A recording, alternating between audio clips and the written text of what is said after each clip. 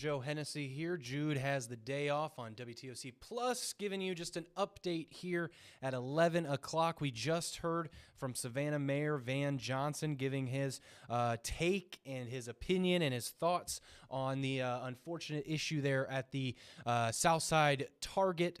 A person unfortunately losing their life over what police are saying was a dispute over a parking spot. So he definitely had some things to say about that and talking about how the city and the police can't control what people do, but they have certain things that they can control, that being, of course, arresting people. But then when it goes through the court system and the judicial system, they can't control that either. So a lot of people having a lot of opinions, not just on this shooting, but on several shootings in Savannah, and that was kind of his response here today. And then he also went into about the difficulties of being a target, not a City of Savannah street, for instance, of it being a private parking lot. What can they do, the city side of things, to help out? There's not really much that they can do. That's what he kind of told our reporter there, Cam McCann, there on the scene. And then Cam also bringing up the safety concerns or safety precautions that need to be in place before we have some major parades here this year. I mean, one of them, St. Patrick's Day, coming up quicker than you think. So bringing that up today rather than waiting and hearing and seeing when we get closer. And so he was talking about the prevention that they've had and the luck that they've had and blessings that they've had, that nothing bad has really happened in terms of violence at these type of parades, and that they have technology and uniformed law enforcement and non-uniformed law enforcement there, and they always have their strategic plan and what they want to do. So he said that there should be no concern there. And he also says that about 16 million people visit Savannah every year. So it's definitely something that they think about, especially when people come to visit, feeling safe and things like that. He also hinted at the acid attack there near Forsyth Park, and an update there. Nothing really on the crime side of things. Still trying to find out some more information, obviously, who did it and why, but he's still in contact with the victim at this time. He has not contacted the victim of the Target shooting. And with that, we have since learned, of course, who that unfortunate incident happened to, and it was a father here in our community. So this is the video from yesterday. Our Madeline Bierster was out there all day long talking with people and trying to just, again, try and get to the bottom of what happened. So the continuing coverage, Matthew Trawick, identified by his family and coworkers as the victim there of that shooting that happened at about 4 o'clock Sunday afternoon. 30-year-old Tyler Lynn facing felony charges of aggravated assault and murder. He is a former Army specialist in the Army and previously stationed at Hunter Army Airfield. So that's where we're at there. We're still trying to learn some more information and try to get not to the bottom of it, but to the bottom of it, trying to figure out why exactly this happened.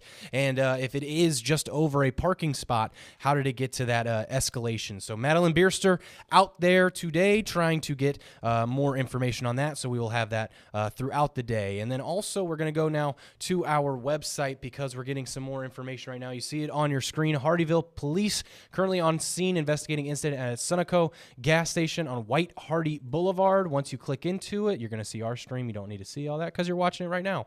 But the Hardeeville Police Department say officers currently on scene there. It's at 18226 White Hardy Boulevard. Police say there is no danger to the community at this time. Police still say the scene is secure and the investigation is ongoing there. And as we click back there, you can see we're right back to the start. And also this story, police seeking help finding an endangered 74-year-old Georgia woman. The Glenn County Police Department, they are looking for this woman right here, Judy Ann Dean, 74 years old, last seen at the home in the Touchstone area around November 13th. So police are investigating her disappearance as a missing endangered elderly person case, and a BOLO remains active. Dean, white female, 5'4", weighing 120 pounds, blonde and gray hair. So anyone with information about Dean's whereabouts, you need to call the Glenn County Police Department non-emergency line. It's right there. You see it on your screen, 912-554-7800. And they, what does this line say? Police ask anyone who believes they have seen her or has immediate information to contact authorities without delay. So that is where we are on that case. And as we go back to our homepage, you can see, of course, we have several other stories that you need to know about and read about. Some of them, those harder news, some of them being a little bit more lighthearted with Morning Break. Savannah Sunset Market expands to Pooler. They already have a bunch. This Pooler is now their third location, so they are growing as well. Also of note here, we are talking, of course, about the flu, because a whole bunch of people are dealing with that, yourself included, or myself included, I should say, because I was dealing with it when I got back from good old Ohio. So flu activity ramping up in Georgia. Memorial Health saying that they are seeing about 7 to 10 people a day admitted to the hospital for the flu. Doctors are also saying that they're seeing more patients needing oxygen, and that is unusual compared to past years. And according to Memorial, doctors have seen a slow and steady increase throughout December, but in recent days, they've admitted 7 to 8 people every 12 hours. So a big thing being the vaccine and the flu shots. You can still get them. Several communities and county officials, they are having flu vaccine drop-ins and walk-ins and no appointment needed operations right now to try and mitigate what exactly is happening there. So if you need, again, go to our website, WTOC.com, where you will find all of those information that you do need so far here this morning. Or it's not the morning. I've been up since 3 a.m. It's the morning.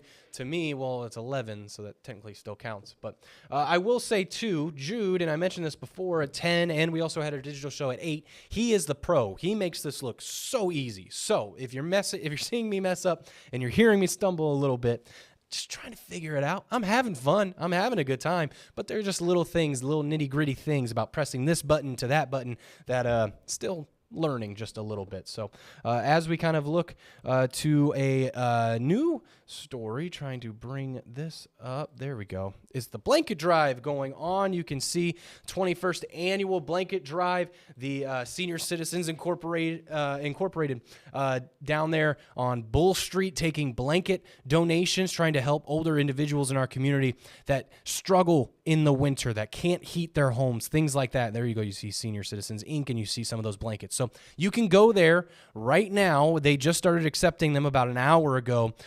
It's their blanket drive. It's been going on, and it's going to stay on. It's going to be going until the beginning of February. So you do have time to stop by, but we just wanted to alert all those people out there that are thinking about doing a good thing, because it is a very, very good thing to do. So as we kind of hop on back here, I am still trying to maneuver and figure all of this out, because I wanted to add something, and we are finally getting going just a little bit, because this is big news as well. This is a touchy subject for some in the Pooler community. Pooler City Council denying a variance request Monday night for a proposed commercial development across from Tom Triplett Community Park. Residents saying there's trees and there's nature, and it's a quiet park along Highway 80. Don't touch it. And there's actually a buffer zone. It's about 50 feet. The developer who has this idea that wants to go across the street from it says that they weren't aware that there was a buffer and that they're still trying to work it out. So City Council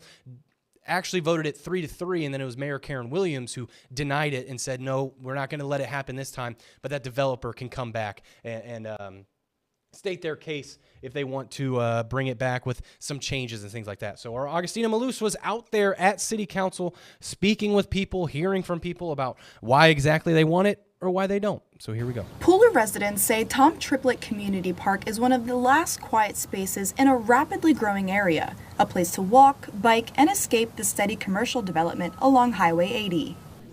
We need a place where we can slow down, and building anything within the railroad and Highway 80 would diminish that. Those concerns took center stage at City Hall Monday night. City Council considers a variance request tied to a proposed commercial development directly across from the park. The property developer, Ben Wall, asked the city for permission to build stormwater infrastructure inside a required 50-foot buffer meant to protect the park. In the meeting, Wall expressed that the property is already zoned for commercial use and that development will happen regardless. His proposal ensured fencing, drainage improvements, and new trees, which would better manage runoff and noise than the existing thin tree line. Residents pushed back, saying reducing that buffer would still mean losing trees and changing the character of the park. Families need these parks to stay safe, stay protected from busy Highway 80, and just remain serene. That's why we go to the park. After public comment, council was split 3-3 on the variance request. Mayor Karen Williams broke the tie, voting to deny it. Mayor Pro Tem Aaron Henry said the decision wasn't about stopping development, but about whether the proposal met the city's standards. Again, it defeats the purpose of what the buffer is to do. And I think you can come back with a site plan that checks all the boxes, not just the legal ones that are required, but also being a good neighbor.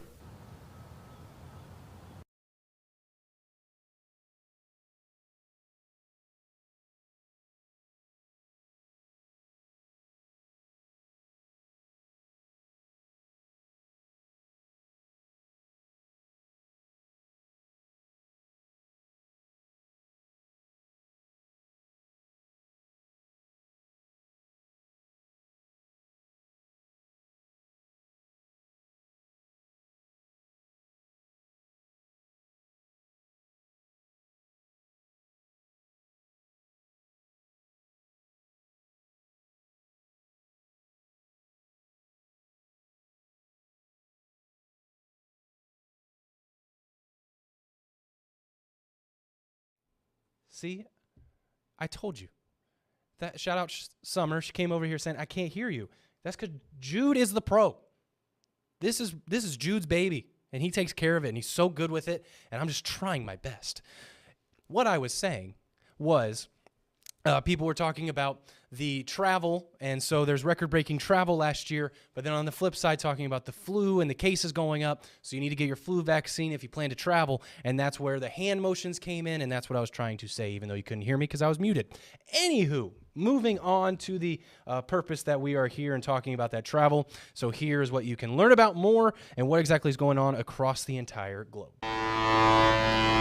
Tourism is cruising into 2026 after hitting new highs last year. AAA projects a record 21.7 million Americans will take an ocean cruise this year, compared to 20.7 million last year, a 4.5% increase. We're going to continue to see the ports really strong in the Caribbean and Alaska, as well as the Mediterranean. Cruising is also growing in popularity among younger and more affluent travelers. There was a new pavilion dedicated to the industry at the International Luxury Travel Market's annual conference in Cannes, France in December. An ILTM report finds more than 2/3 of those under age 45 have taken a cruise within the past 2 years.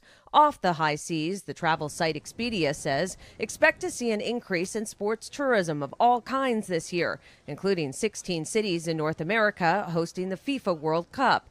Expedia also highlights the continued growth of set jetting, visiting locations associated with a movie or TV series like The White Lotus, as well as what it calls salvage stays. I stayed in a redone jail, a redone post office, even warehouses that at one time would have been torn down to make way for a new hotel are being repurposed with their original magic intact. In terms of emerging destinations, Antarctica, Big Sky, Montana, Iceland, Norway, Poland, and Wales all make the list. Travel industry forecasts show pricing for domestic and international flights will remain stable or decline.